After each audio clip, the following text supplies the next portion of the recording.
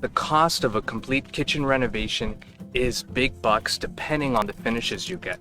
However, minor upgrades like painting existing cabinets or updating the countertops, flooring, and appliances are good options to save money and time while still giving the kitchen that fresh new look that you're after.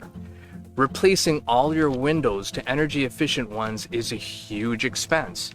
Did you know that 10% of the utility bills can be saved with minor adjustments to the temperature for 8 hours a day using a Wi-Fi enabled programmable thermostat that may cost you only a couple $100s?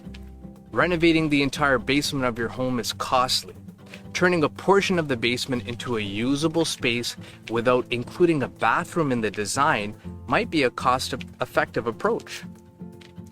Remodeling a bathroom is expensive, but having minor fixes like new lighting, new mirrors, a new toilet and bathtub, and painting the cabinets gives a whole new look to the place.